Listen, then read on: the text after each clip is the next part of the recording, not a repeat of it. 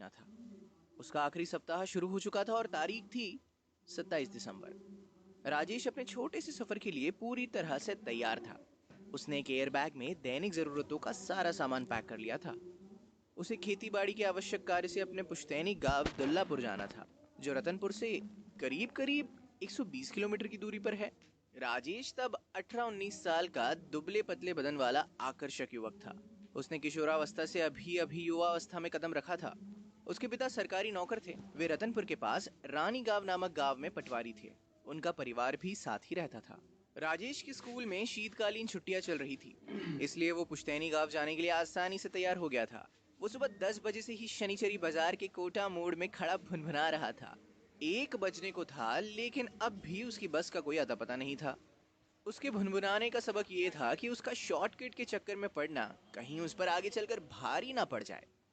रतनपुर से सीधी करगी रोड कोटा से होकर जाने पर गांव की दूरी लगभग 85 किलोमीटर रह जाती है और 2 रुपयों की बचत भी होती है, जो 1982 में अच्छी खासी रकम होती थी। और उन दिनों 2 रुपए से वो अपनी मनपसंद पिक्चर देख सकता था, जिसका उसे बहुत शौक भी था। उन दिनों यात्रा करना बहुत कठिन तथा उबाऊ कार्य होता था। यातायात का साधन बसें ही थी, वो भी सीमित मात्रा में। एक बस चूक जाए तो दूसरी 2-2.5 घंटे के बाद मिलती थी भाई। और कौन सी बस कहाँ जवाब दे जाए और उसके बाद दूसरी बस मिलेगी भी या नहीं, ये निश्चित नहीं होता था। फिर भी लोग भाई जैसे तैसे सफर करते थे और मंजिल पर पहुंचकर अपने भगवान को हृदय से धन्यवाद देते थे कि प्रभु, यह आप ही की कृपा थी जो सकुशल मंगल मैं अपनी मंजिल पर पहुंच सका। राजेश को उस दिन ना सुबह वाली बस मिली और ना ही दोपहर वाली। करीब 4 बजे के लगभग बस आई। उसकी हालत पहले से ही खराब दिख रही थी। 20 किलोमीटर की दूरी 1.5 घंटे में तय करके वो कोटा पहुंची। यहाँ बस में बहुत सी नई सवारियां चढ़ी। वहां थोड़ा ठहर कर वो आगे के लिए रवाना हुई। वो मुसाफिरों के बोझ को बड़ी मुश्किल से संभाली हुई थी और जैसे तैसे कांकती करहाती हुई चल रही थी। वो चल क्या रही थी, बस जैसे तैसे रेंग रही थी। सड़क के किसी गड्ढे में उसका कोई पहिया पड़ता तब पूरी बस ही हिल उठती थी। गुजरता हुआ प्रत्येक पल राजेश को बेचैन किया जा रहा था, क्योंकि बस की सवारी के अलावा गांव तक पहुंचने के लिए उसे 8 किलोमीटर पैदल भी चलना पड़ेगा। राम राम करते हुए बस जब तक चिल्फी बंगला पहुंची, जहां उसे उतरना था और आगे का सफर पैदल तय करना था, तब तक रात के 8:30 बज चुके थे। आगर नदी के किनारे बसा हुआ चिल्फी उन दिनों 25-30 घरों का एक छोटा सा गांव होता था। वहां अंग्रेजों के जमाने का बना हुआ छोटा सा डाक बंगला था। इसी वजह से उसका नाम चिल्फी बंगला था। गांव के बस स्टैंड में पंडित जी की चाय नमकीन की छोटी सी दुकान थी, जो पूरे इलाके में महाराज होटल के नाम से मशहूर थी। बस से राजेश के अलावा कोई सवारी नहीं उतरी थी। उसने सबसे पहले महाराज होटल में चाय पकौड़ों से अपनी भूख मिटाई। फिर पैसे देकर चलने को हुआ, तभी पंडित जी ने उससे सवाल किया, दुल्लापुर जाओगे ना? हाँ महाराज, शिवरतन लाल के यहाँ जाऊंगा, वो मेरे चाचा है, राजेश ने बताया। तो उन्होंने कहा, हाँ हाँ मालूम है भाई, मालूम है, तुम पटवारी साहब के लड़के हो ना? हाँ। राजेश को पंडित जी की याददाश्त पर बहुत आश्चर्य हुआ। वो अपने पिताजी के साथ 2-4 दफे उनके होटल में आ चुका था, लेकिन ये बरसों पहले की बात थी। पंडित जी बोले, अभी आखिरी बस आएगी, शायद उसमें उधर की कोई सवारी हो, उसे देख लो। यदि कोई साथ ही ना मिले तो रात यही सो जाना, हाँ, सुबह जाना। पंडित जी की बात में दम था। राजेश ठहर गया और बस की प्रतीक्षा करने लगा। होटल में ट्रांजिस्टर बज रहा था। विविध भारती से फिल्मी गाने प्रसारित हो रहे थे।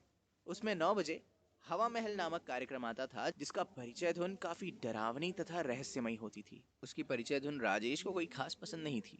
पंडिताइन दुकान समेट रही थी।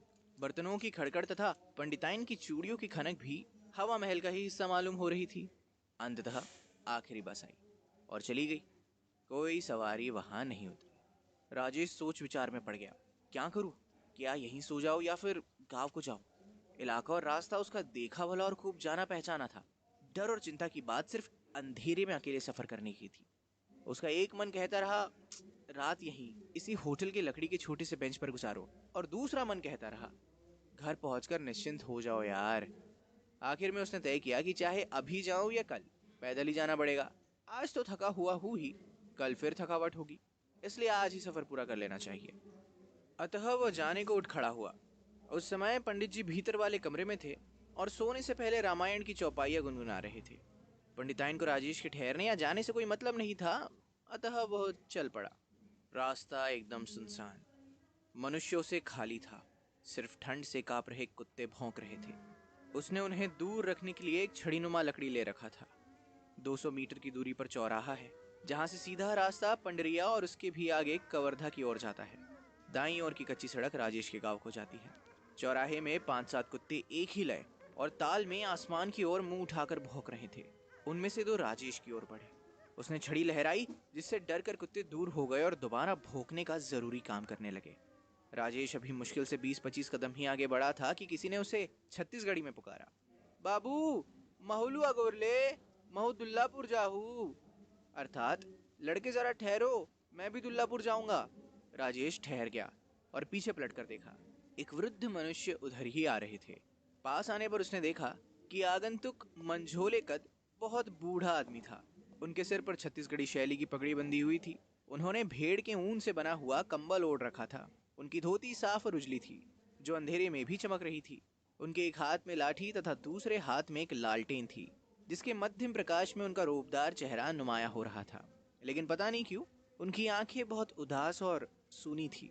राजेश ने साफ अनुभव किया कि वृद्ध पुरुष के आते ही वातावरण एकाएक बदल गया। हड्डी कंपा देने वाली ठंड पता नहीं कहाँ गायब हो गई। ये अजीब बात थी। कहाँ जाओगे बाबू? वृद्ध ने पूछा था। दुल्लापुर जाऊंगा बाबा, राजेश ने बताया। छत्तीसगढ़ में बुजुर्गों को बाबा अर्थात दादाजी कहकर संबोधित किया जाता है। मुंशी जी यानी शिवरतन लाल श्रीवास्तव के घर जाओगे ना? उन्होंने पूछा। आपको कैसे मालूम? एक अपरिचित वृद्ध के मुख से अपने चाचा का नाम सुनकर राजेश का चौंकना लाजमी था। अरे मुझे तो यह भी मालूम है कि तुम लाल पटवारी के बड़े लड़के हो, उन्होंने मुस्कुराते हुए कहा। कुत्तों की गतिविधियां न जाने क्यों तेज हो गई और वे जोरों से भौंकने लगे थे, लेकिन कोई भी उनके पास नहीं आ रहा था। लेकिन दादाजी, ये आपको कैसे मालूम? उसने पूछा। उसे कुत्तों के भौंकने की वजह से वृद्ध पुरुष की आवाज मुश्किल से सुनाई पड़ रही थी। वृद्ध हंस पड़े, बोले, अरे बेटा, मैंने तुम्हें अपनी गोद में खिलाया है। तुम बहुत छोटे थे तब से मैं तुम्हें जानता हूँ। तुम्हारे गांव से मेरा पुराना संबंध रहा है। अच्छा। उसे खुशी हुई कि साथी के रूप में उसे ऐसा आदमी मिला जिसने उसे अपने गोद में खिलाया है। तुम्हारे गांव में रामू साहब मेरे रिश्तेदार है। इस समय मैं उन्हीं के घर जा रहा हूँ। मैं भी साथी ही ढूंढ रहा था, वृद्ध ने बताया। राजेश ने शांति की सांस ली। रामू साहब अर्थात रामकृष्ण गुप्ता उसके गांव के सम्मानित व्यक्ति थे। उनकी किराने की दुकान भी थी। राजेश उन्हें बड़े ददा यानी ताऊजी कहता था। राजेश वृद्ध पुरुष के साथ बतियाता हुआ अपनी मंजिल की ओर चल पड़ा। वो आगे आगे जा रहा था और वे वृद्ध पुरुष ठीक उसके पीछे चल रहे थे। जब कभी राजेश वृद्ध की बराबरी में या उनके पीछे आ जाता था, तब वे उसे डपट कर अपने आगे कर देते थे। राजेश को रास्ते भर अजीब सा सन्नाटा पसरा हुआ महसूस हुआ, जो कुत्तों के भौंकने तथा निशाचर जीवों की आवाजों से ही भंग हो रही थी। कुत्ते भी आसपास नहीं दिखाई दे रहे थे, केवल उनके भौंकने की आवाज ही सुनाई पड़ जाती थी। पहले घुटरकुंडी नामक गांव पार हुआ। यहाँ कुत्तों के साथ साथ मुसाफिरों का स्वागत पहली बार उन लोगों ने किया था। उनकी बोलियां काफी कर्कश और डरावनी होती है। बाबू, डर तो नहीं रहे हो? वृद्ध ने प्यार से पूछा। नहीं बाबा, आप साथ हैं तो कैसा डर, राजेश ने जवाब दिया। हालांकि वो अंदर तक हिला हुआ था, पता नहीं क्यों। वृद्ध हंसकर बोले, बेटा, तुम बातें बढ़िया करते हो और काफी समझदार भी हो। आगे अमलडीहा नामक गांव था। यहाँ से दुल्लापुर के लिए 2 रास्ते थे। दाईं ओर कच्ची पगडंडी थी, जिस पर चलकर लगभग 8 महीने तक सूखी रहने वाली आगर नदी को 2 बार पार करना होता है। ये शॉर्टकट था। यहाँ से गांव की दूरी 1 किलोमीटर के लगभग है। दूसरा रास्ता, कच्ची सड़क जिस पर वे चल रहे थे, वह गौर कापा होते हुए दुल्लापुर तक जाती है। वो रास्ता 3 किलोमीटर लंबा है। दोनों ही रास्ते गांव के शमशान को दाएं बाएं छूते हुए आगे गांव तक पहुंचती है। वृद्ध पुरुष ने सीधी कच्ची सड़क पर चलते रहने को कहा। रास्ते भर दोनों ने दुनिया जहां की ढेर सारी बातें की। पूरे रास्ते उन्हें कोई भी मनुष्य नहीं मिला। ये बात राजेश को बहुत बाद में सूझा था। आखिर दुल्लापुर का स्कूल दिखाई देने लगा, जहां राजेश ने मिडिल तक पढ़ाई किया था। गांव का शमशान पीछे छूट गया। अब बाईं ओर स्कूल भवन तथा दाईं ओर शिव जी का मंदिर था। वहां पहुंचते ही वृद्ध एकाएक ठहर गए और राजेश से बोले, बाबू, मुझे शौच के लिए नदी तक जाना है। तुम या तो अपने घर जाओ या कहीं ठहर कर मेरी प्रतीक्षा करो। बाबा, अब बताओ, ठहरो या जाओ? राजेश ने पूछा और शिव मंदिर के चबूतरे पर बैठने को हुआ। वृद्ध ने उसे नहीं बैठने दिया और कहा, बेटा, तुम अभी ना बैठो और ना रुको, सीधे अपने घर जाओ, ठीक है? मैं गांव में 2-3 दिन ठहरूंगा, रामू साहब के यहाँ आना, वही मुलाकात होगी। ये कहकर वे पीछे मुड़कर नदी की ओर तेजी से बढ़ गए। राजेश भी आगे बढ़ा। 4 कदम बढ़ाते ही उसने अपने आसपास भारी परिवर्तन महसूस किया। रास्ते भर गूंज रही कुत्तों के भौंकने की आवाज रहस्यमय ढंग से बंद हो चुकी थी और दिसंबर की कड़कड़ाती ठंड दोबारा लौट आई थी। पता नहीं कैसे। काफी आवाज देने पर उसकी चाची ने दरवाजा खोला और उसे इतनी रात को अकेले आने के लिए मीठी डांट लगाई। वो मुस्कुराया। आखिर वो घर पहुंच चुका था। वो बिस्तर पर लेटते ही सो गया। जब जागा तब 9 बज रहे थे। जागते ही उसे चाचा की डांट पड़ी कि इतनी रात गए क्यों आया। तब राजेश ने उन्हें गुप्ता जी के मेहमान के बारे में बताया। तब जाकर वे शांत हुए। राजेश तीसरे दिन रामू साहब की दुकान पर गया। वे दुकान पर ही थे।